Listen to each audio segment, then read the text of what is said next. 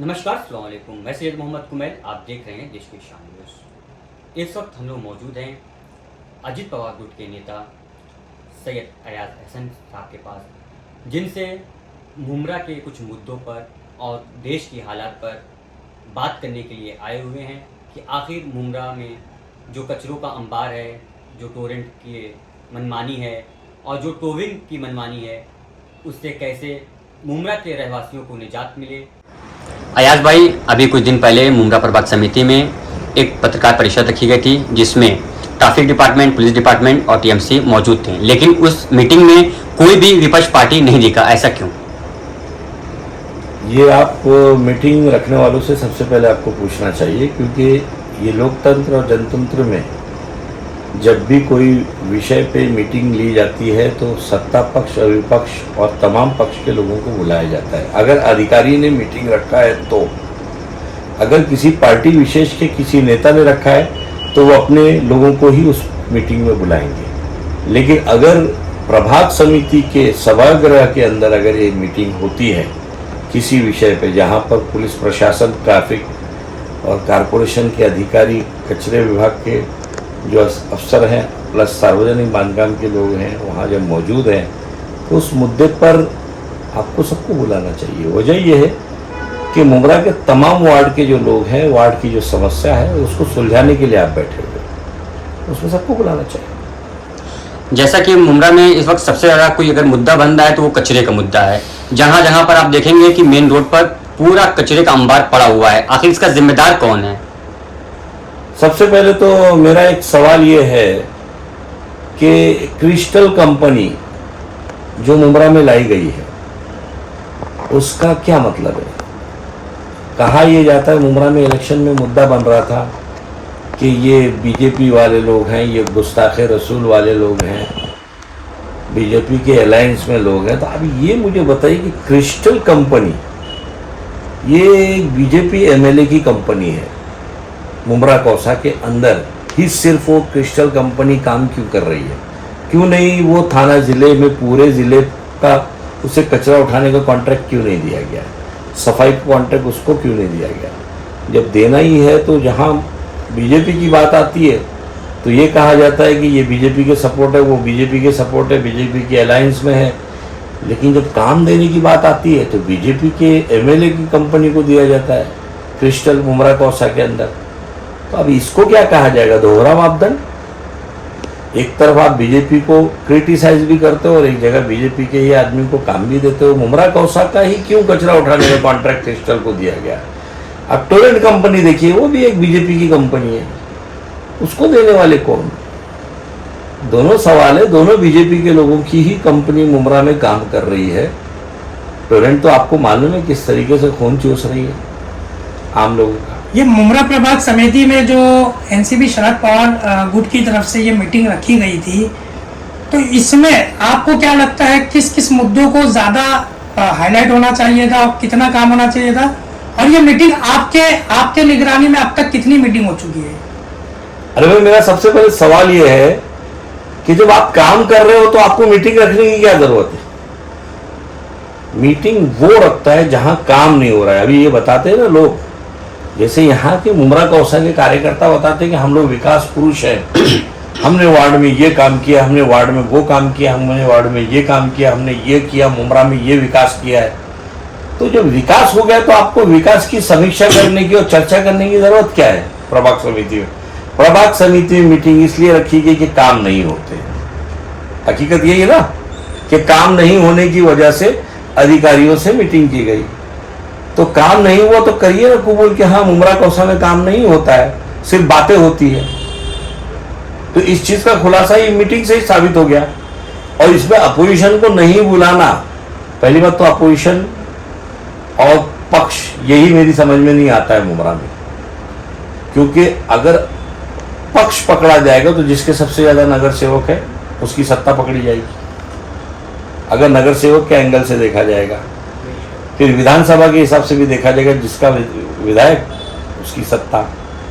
तो अगर उसको सत्ता पक्ष के हिसाब से पकड़ते हो तो अभी कौन निष्क्रिय है वो आप अंदाजा लगा लो, और कौन क्रियाशील है वो आप अंदाजा लगा लो। पिछले 15 सालों से किए गए विधायक जितेंद्र अवाड़ के विकास कार्यों से कितना सहमत हैं आप? देखिए, मैं जितेंद्र अवाड़ साहब के मुखालिफ आदमी नहीं हूँ। सबसे पहले ये बात क्लियर कर लीजिए। मेरा इतिहास उठा के दीजिएगा, मैंने कभी किसी को पर्सनल टारगेट नहीं किया, क्योंकि किसी को पर्सनल टारगेट करके करेंगे क्या? काम को टारगेट कीजिए। हमारी लड़ाई कभी भी उसूलों की लड़ाई होती है, किसी भी शख्स से। तो आपने मुमरा कौसा के अंदर अयाज एहसन का कम से कम काम देखा होगा कि मैंने किसी के भी साथ अगर लड़ाई किया है तो वो उसूलों की लड़ाई मेरी चली है। अब रही बात अब 15 साल की समीक्षा, काम की समीक्षा, तो काम की समीक्षा आप मुझसे ना पूछकर उनसे पूछिए। हो सकता है वो मुझसे ज़्यादा बेहतर जवाब देंगे 15 साल में उन्होंने क्या क्या काम किए। लेकिन ज़्यादातर तो उनके नगर सेवक आंदोलन करते हुए नजर आते हैं। सिर्फ सत्ता में रहने के बाद पूरे नगर सेवक उनके, एमएलए उनके, लेकिन फिर भी वो लोग सिर्फ हड़ताल करते रहते हैं और आंदोलन करते रहते हैं। इसकी क्या वजह है कि लोग सत्ता में रहने के बावजूद, चलिए अभी वो लोग नगर सेवक के पद पर नहीं है, लेकिन इससे पहले उन्हीं के नगर सेवक थे, लेकिन उसके बावजूद वो लोग सिर्फ आंदोलन करते हुए नजर आए, ऐसा क्यों? ये आपने खुद ही सवाल कर दिया, उसका जवाब भी आपने दे दिया कि जब आप आंदोलन कर रहे हैं यानी काम नहीं हो रहा है। कब आंदोलन किया जाता है? कि जब काम नहीं होगा। आप अगर नगर सेवक चुन के आए हैं तो आपको अधिकारी आपकी सुन नहीं रहा है। आप पदाधिकारी बने हो किसी पार्टी के, वो आपकी अधिकारी सुनता ही नहीं है, तो आपकी धमक कहाँ है? सियासत में एक धमक होनी चाहिए, एक पाठ पुरावा होना चाहिए। वजह ये होती कि नगर सेवक तो आप बन गए, लेकिन नगर सेवक के होने के बाद आपको ये भी नहीं पता कि नगर सेवक को काम कैसे लेना है अधिकारियों से, किस इलाके का विकास किस तरीके से करना है, नगर सेवक की हद में कितने काम है। उसके अलावा जो पार्टी पदाधिकारी है वो नगर सेवक से काम किस तरीके से लेना चाहिए इसकी भी जानकारी नहीं है। अधिकारी पर आपकी चलती ही नहीं है। इसका मतलब जब आपको बार बार आंदोलन करना पड़ रहा है किसी मुद्दे पर, जबकि आपका विधायक, आप कारपोरेटर, उसके बाद अगर आपको नगर सेवक, अगर इस सारे मुद्दों के लिए आपको हड़ताल करना पड़ रहा है, आंदोलन करना पड़ रहा है, भूख हड़ताल करनी पड़ रही है, कहीं ये बोला जा रहा है कि हमारी लाश से गुजर जाएंगे, हम मर जाएंगे, ये सब ठीक है, बातें कहने के लिए अच्छी है, लेकिन अमल में क्या है? अमल में लाया जाता है क्या? काम करने के लिए आप में धमक होनी चाहिए। आपका विधायक रहेगा, ठीक है, विधायक की जिम्मेदारी सारे छोटे मोटे काम करने की नहीं, छोटे मोटे काम करने की जिम्मेदारी नगर सेवकों की है।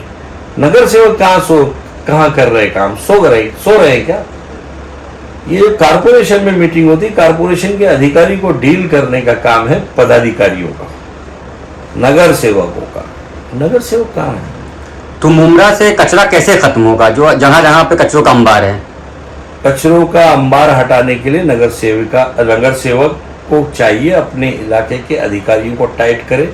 इसके अलावा क्रिस्टल कंपनी से सवाल पूछे कि कचरे के ढेर क्यों है, लेकिन अभी उनका जवाब तो ये है कि प्रेजेंट टाइम में कोई नगर सेवक नहीं है। तो प्रशासनिक अधिकारी बैठे हुए ना, नगर सेवक भी नहीं है और कोई निधि भी नहीं है। अरे आप माजी नगर सेवक रख के भी इतनी धमक आप में होनी चाहिए कि आपके बोलने पर काम होना चाहिए। आपने इतने साल फिर नगर सेवक बन के किया क्या जब आपकी चलती नहीं है? माजी नगर सेवक होने के बाद भी इतने साल फिर आपने क्या रसूख बनाया? अधिकारी आपकी सुनता नहीं है तो शर्मनाक बात है। अधिकारी को आपको सुनवाना चाहिए, ये आप में धमक होनी चाहिए, ये आप में गट्स होना चाहिए। हर चीज के लिए थोड़ी एमएलए आएगा या एमपी आएगा। अरे आप में भी तो ताकत होनी चाहिए कुछ करने के लिए। जब आप में ताकत नहीं, उसका दोष आप दूसरों को दे रहे हो।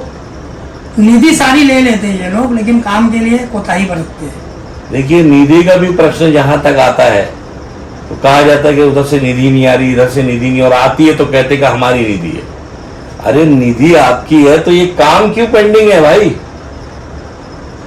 काम क्यों पेंडिंग में है? कितने काम पेंडिंग में है उमरा कौसा में? आप मुझे खुद गिनाओ कि कितने काम पेंडिंग में है। अभी श्रीकांत शिंदे द्वारा भी जो है मुमरा के लिए निधि लाया गया था जी, उसका कहाँ पे उपयोग किया गया है, कहाँ पे लाई गई है? बहुत बड़ी तादाद में उपयोग किया गया, बेहतरीन जगह पर उपयोग किया गया। अब ये कि उसके भी क्रेडिट के लिए यहाँ लड़ाई हुई, कोई कह रहा हमने लाया, कोई कह रहा हमने लाया। क्रेडिट की लड़ाई नहीं होनी चाहिए, काम होना चाहिए। आप अपने काम को लाइए, करिए, उसके बाद बैनर लगाइए, कोई आपको रोक नहीं रहा है। मुंब्रा का विकास होना चाहिए, वो कोई भी पार्टी करे, किसी ने रोका नहीं है। मुंब्रा की जनता के लिए कोई भी आदमी खड़ा हो सकता है, कोई भी पार्टी खड़ी हो सकती अयाज भाई, महानगर पालिका द्वारा दत्तूवाड़ी में एक हेल्थ सेंटर लिया गया है, लेकिन उस हेल्थ सेंटर को आज बंद करके सालों हो गया और उसको शुरू नहीं किया गया, उस पर क्या कहना है? है। अभी तक वो एक्विजिशन ही नहीं हुआ है उसका, उसके प्रोसेस ही कंप्लीट नहीं हुए। कारपोरेशन के अंडर में जब तक वो चीज जाएगी नहीं, आगे काम बढ़ेगा कैसे?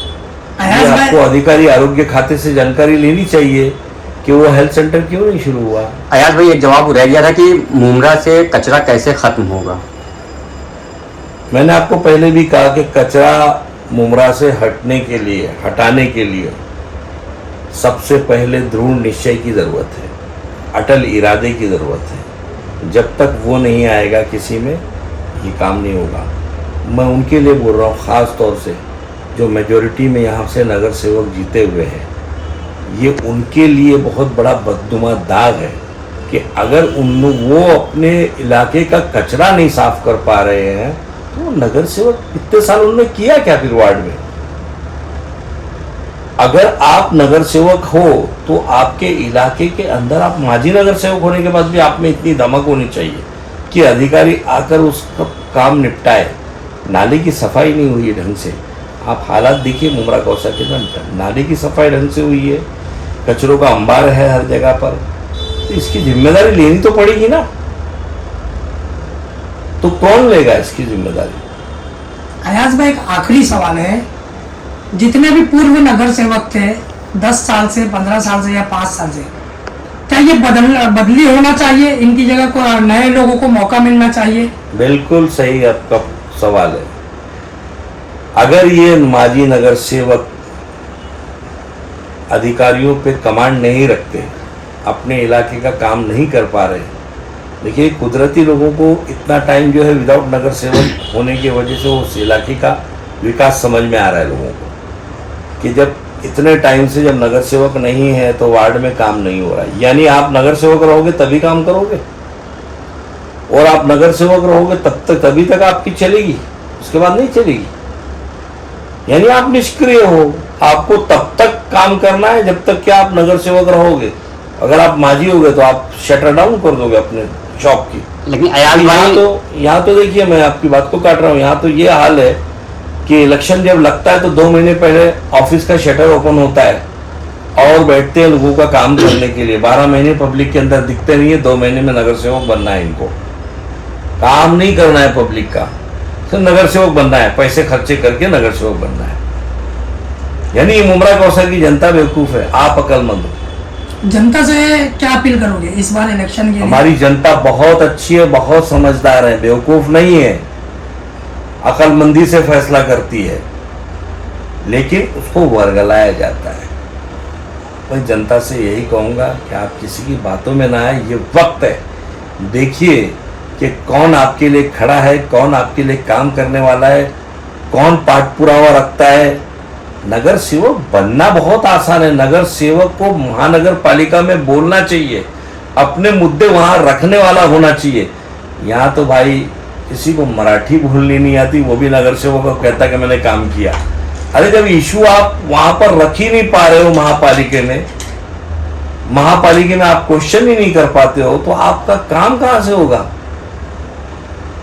और फिर दोष दे रहे हो एमपी एमएलए को। अरे आप खुद क्या हो पहले ये देखिए ना। अयाज भाई, बोलने की बात तो दूर, महासभा में बोलने की बात तो दूर, मुंब्रा के कई ऐसे नगर सेवक जिनका डेटा हमारे पास में, वो तो एब्सेंट रहे महासभा में, और यहाँ तक के जो ट्रैवलिंग अलाउंस मिलता है 7 लाख, 6 लाख, 5 लाख, वो पूरा मिला ही नहीं। तो इस पर क्या रोशनी डालोगे आप? ये आप उनसे पूछो जो एब्सेंट थे नगर सेवक। मैं तो आपको यहाँ तक बता रहा हूँ, जाके देखिए ना। आप जब महापालिका में जाएंगे तो आप देखिए कि कितनी रो खाली रहती है, कितनी कुर्सियां खाली रहती है। ये भी तो देखिए, महासभा में ये भी तो देखिए कि महासभा में कौन बोलने की ताकत रखता है, कौन नहीं बोलता है, कौन खामोश रहता है। तो अगर ऐसे नगर सेवकों को मुमरा कौसा की आवाम चुनना चाहती है तो ये उनकी मर्जी है, लेकिन बोलने वाली जनता को चुने, पढ़े लिखे लोगों को चुने, जो बोल सके उनको चुने, जिनको मराठी आती है कम से कम। चलिए हम सोचते हैं टूटी फूटी, लेकिन वहाँ तो बोलना है ना, सभागृह में बोलने वाला तो होना चाहिए। चलिए मराठी नहीं आती, हिंदी में बोले, लेकिन बोले तो, लेकिन वो भी नहीं बोलने के लिए तैयार है जनता के लिए। उसके बाद नगर सेवक बनने का ख्वाब है, तो उसके लिए मैं क्या कर सकता हूँ? अब ये जनता का फैसला होगा। मैं और आप ये फैसला नहीं कर सकते किसको चुन के देना है, किसको नहीं देना है।